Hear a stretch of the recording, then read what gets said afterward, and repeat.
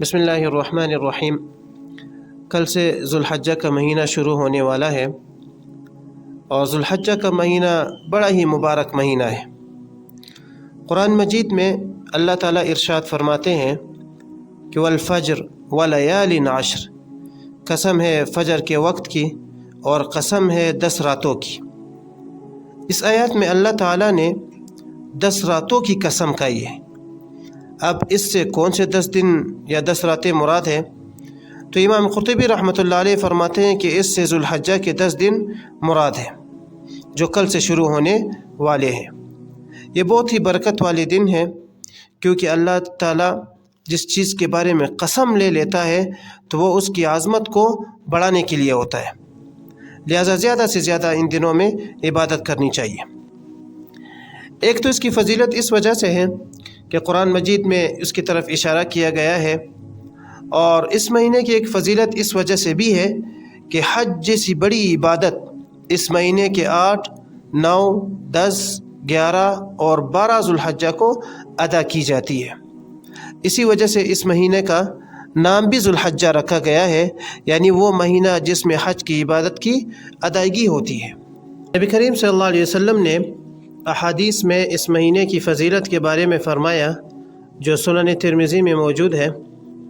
چنانچہ حضرت عبداللہ ابن عباس رضی اللہ تعالیٰ عنہ فرماتے ہیں کہ نبی کریم صلی اللہ علیہ وسلم نے ارشاد فرمایا کہ کوئی دن ایسا نہیں ہے کہ جس میں نیک عمل اللہ کے یہاں ان ذوالحجہ کے 10 دنوں کے نیک عمل سے زیادہ محبوب اور پسندیدہ ہو، یعنی اللہ تعالیٰ کو ذوالحجہ کے ان 10 دنوں کے نیک اعمال وہ سب سے زیادہ پسند ہے۔ صحابہ نے عرض کیا کہ یا رسول اللہ، کیا یہ اللہ کے راستے میں جہاد کرنے سے بھی بڑھ کر ہے؟ نبی کریم صلی اللہ علیہ وسلم نے فرمایا کہ ہاں، مگر وہ شخص جو جان اور مال لے کر اللہ کے راستے میں نکلے، پھر ان میں سے کوئی چیز بھی واپس لے کر نہ آئے، یعنی سب اللہ کے راستے میں قربان کر دے اور شہید ہو جائے، یہ ان دنوں کے نیک عمل سے بھی بڑھ کر ہے۔ لیکن اس کے علاوہ اس بندے کا مقام سب سے زیادہ ہے جو ان 10 دنوں میں عبادت کرے۔ تو لہٰذا ان تمام احادیث اور آیتوں سے پتہ چلتا ہے کہ اس مہینے میں زیادہ سے زیادہ عبادت کرنی چاہیے۔ دوسرا کام جو اس مہینے میں کرنے کا ہے وہ ہے روزے رکھنا۔ حضرت ابو ہریرہ رضی اللہ تعالیٰ عنہ فرماتے ہیں کہ اس مہینے میں ایک دن کا روزہ رکھنا 1 سال کے روزوں کے برابر ہے، اور ایک رات میں اللہ کے یہاں قیام کرنا اتنا ثواب ہے جتنا لیلۃ القدر میں قیام کا ثواب ہے۔ تو اس حدیث سے پتہ چلا کہ ان 10 دنوں میں ایک دن کا روزہ رکھنا 1 سال کے روزوں کے برابر ہے، اور ایک رات کے قیام کا اتنا ثواب ہے جتنا کہ لیلۃ القدر کے قیام کا ثواب ہے۔ کام جو اس مہینے میں کرنے کا ہے وہ ہے ذکر و اذکار کرنا۔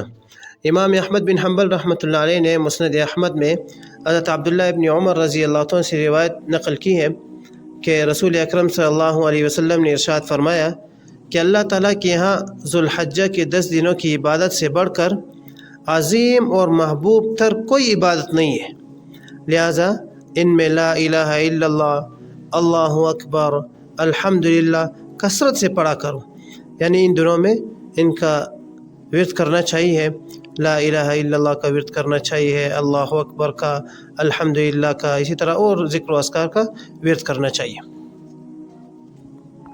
چوتھا کام جو کرنے کا ہے وہ یہ ہے کہ اگر کسی شخص کے قربانی کا ارادہ ہو تو اسے چاہیے کہ جب ذوالحجہ کا مہینہ شروع ہو تو اپنے بال اور ناخن نہ کاٹے، بلکہ اس سے پہلے وہ کاٹ سکتا ہے۔ اس وجہ سے بال اور ناخن نہیں کاٹنے چاہیے تاکہ ہمارے اور حاجی صاحبان کے درمیان مشابہت برقرار رہے۔ بہرحال ان 10 دنوں کی بڑی فضیلت ہے۔ ان 10 دنوں میں ایک خاص دن ہے جس کو یوم العرفہ کہا جاتا ہے، اور یہ 9 ذوالحجہ کا دن ہے۔ احادیث میں اس ایک دن میں روزہ رکھنے کے ثواب کے بارے میں حضرت قتادہ رضی اللہ تعالیٰ عنہ فرماتے ہیں کہ نبی کریم صلی اللہ علیہ وسلم نے ارشاد فرمایا کہ مجھے اللہ تعالیٰ سے امید ہے کہ عرفہ کے دن کا روزہ رکھنے سے 1 سال پچھلے اور 1 سال بعد کے گناہ معاف فرما دے۔ تو ہمیں بھی خاص طور سے 9 ذوالحجہ یعنی عرفہ کے دن کا روزہ رکھنا چاہیے تاکہ اللہ تعالی ہمارے 1 سال پچھلے اور 1 سال بعد کے گناہ معاف فرما دے۔ آخری کام جو اس مہینے میں کرنے کا ہے وہ ہے تکبیرات تشریق کا پڑھنا۔ یہ 9 ذو الحجہ کی فجر کی نماز سے شروع ہوتی ہے اور عید کے چوتھے دن کے عصر تک یہ مکمل ہو جاتی ہے۔ ہر مرد اور عورت پر یہ واجب ہے اور ہر فرض نماز کے بعد مرد اور عورت کے لیے 1 مرتبہ اللہ اکبر لا الہ الا اللہ واللہ اکبر وللہ الحمد پڑھنا واجب ہے۔ مرد حضرات بلند آواز سے پڑھیں گے اور عورتیں آہستہ آواز سے پڑھیں گی۔